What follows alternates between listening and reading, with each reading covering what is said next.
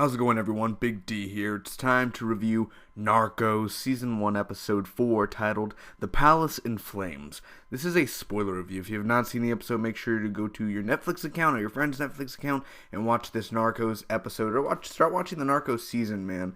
Again, spoiler review, so please make sure you see the episode first. Should take me less than 2 minutes to recap the episode, give you my pros and cons, and final score. Thanks for joining me. Also, if you have not noticed, Falling Skies, the series premiere, my review is out, my Hannibal series premiere is out, my Tyrant series, Season 2 finale is out, review, my Scream Season 1 finale is out, and my Mr. Robot finale should be out as well, the Season 1 finale. So, let's get up on this Narcos, baby. Update, I'm only on Episode 5, I haven't started it, but I need 5 more hours to go of Narcos, so it's really good so far. I've really enjoyed it, and I thought it was going to be horrible, but damn, I'm glad I started watching it, and it's so sad because not a lot of people are talking about it, and it's really delicious. So either way, the Palace in Flames. Pablo is now wanted, so Pablo forms a new group called the Extradition, and they're trying to stay away from a cell going to the U.S. and everything. They'd rather die in Colombia than die in a cell or be locked up in a cell in America. So they're bribing judges, and the judges put masks on, and they put Colombians away, and they even blew up a judge's car with him inside. That was really, you could tell it was coming when it happened. It got you. Connie brings Liza to a restaurant, and basically Javier and Steve's covers are blown. They kind of just like, oh, well, we're CIA. So they don't use the janitor cover up.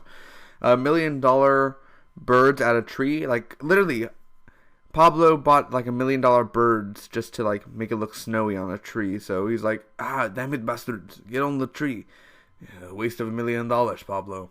So there's a torture scene in here where literally the Colombians are like throwing not Colombians, but U.S. are throwing like coffee on this guy, and he's naked, and you can't even see nothing of his. I don't know if they cut it off or not, but that's really, that torture scene, like, damn, he didn't scream about the coffee or nothing. I would have screamed. Obviously, many of you would have screamed. Pablo leaves his house, and Gustavo basically warms and everything. They go to a helicopter because the U.S., the Policio, are coming to Pablo's house to raid it, basically.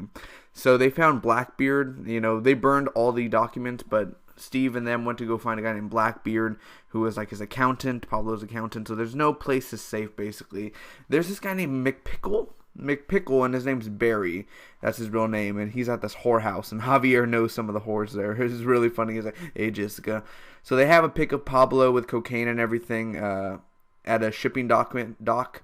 And basically, Barry is killed. He literally arrives somewhere, and he gets shot, like, on sight. That's what happens when you're a snitch. Pablo has his men everywhere. So, another raid goes on, and they capture Carlos at the cocaine, where the laboratory in the woods, or the forest, I should say. They go to Ivan the Terrible. Pablo goes to Ivan the Terrible, and he starts a war. All evidence is burned at that building where they have all the evidence. Ivan is in hiding, and Pablo brings money and sword to him, basically saying, continue the revolution. And he says, continue the fight, basically. And I like how he gives him the sword. He's like, you earned it. And then he gets his men to pull out the guns and kill Ivan and the guys who helped him start this war. So, damn, Pablo double-crossed him. What did I think about this episode overall, guys? First off, let me get to my cons. There's so much bribing in here. Literally every single episode is getting repetitive. And I get it. It happened in real life, like the bribing and everything. But damn, literally every 10 minutes they're always throwing, oh, bribe. Literally, I'm tired of the bribing. Like, damn. Like, literally, every time it's bribing. That's just the way the show works, and it gets annoying at times, literally. They gave up their cover.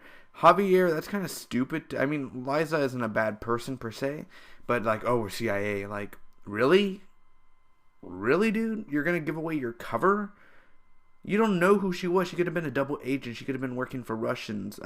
Anyone. Germany. She could have worked for anyone, and you give away your position. That's not the smartest thing to do. It felt rushed a little bit, honestly. This episode, like, it feels like they're putting in like 2-3 years of content into one episode. This episode was paced well at times, but it does feel like the story's being rushed. And, it's almost like they're not going to do a season 2, like if they never intended to, and they just did it for a season 1 type of thing, where they're just rushing everything in an episode, which is, I guess, fine in a way. I'm not taking points off for it being a little rushed, But still, I would like it to breathe a little, instead of them just kind of rushing, like they just kill Ivan right off the, like, I just wish they kind of just gave it a little room there. But either way, that's my personal opinion, guys. The pros now.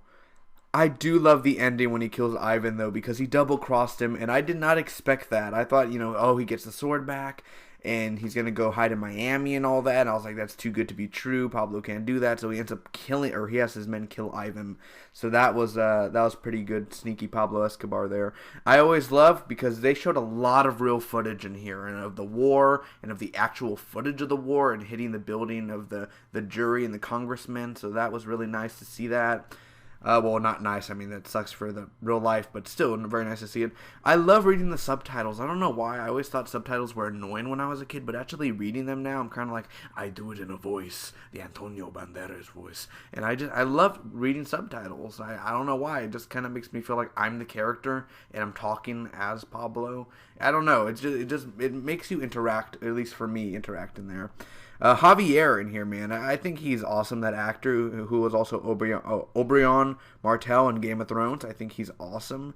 I love his look, and I love the way besides him blowing his cover, he's a cool character, and I really hope he doesn't die this season. Don't spoil it for me. Do not spoil it if you've seen it. I'm just saying, because if you do, ooh, son, I'ma slap you real hard.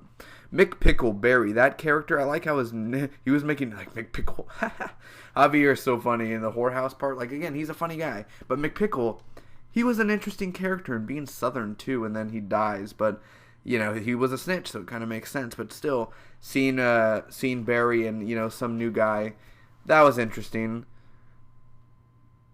The directing of this episode, as always, the directing's fine. Ain't nothing wrong with the directing. I think the camera angles are totally fine. What happens in here, it's totally fine.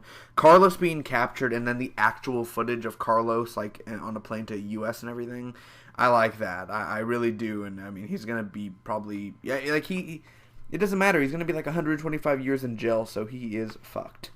Also, the action, like I said, the real footage, I keep on saying it over and over, but the action in here for sure, and then bringing it into the real footage as well is just, it's a good like, history lesson.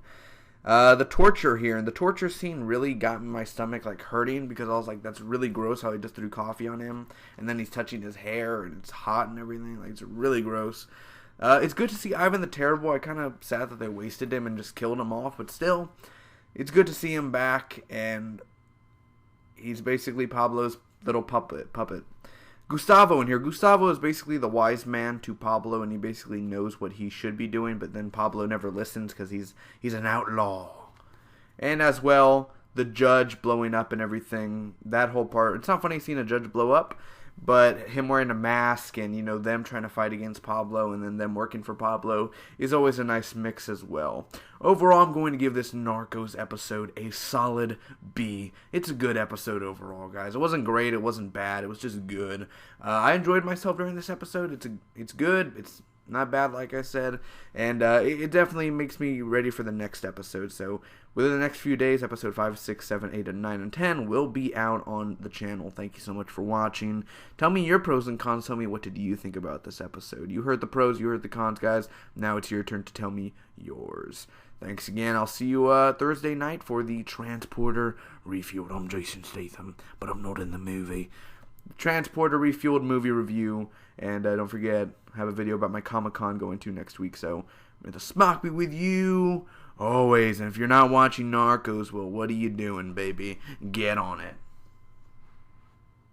How's it going, everyone? I hope you enjoyed the video. Make sure to also check out my other videos. I do TV show reviews, movie reviews. I do also game reviews and game unboxings, movie unboxings. I do a movie podcast, a superhero podcast, much, much more. So go ahead and check out the channel. Thanks for watching again. See you all next time.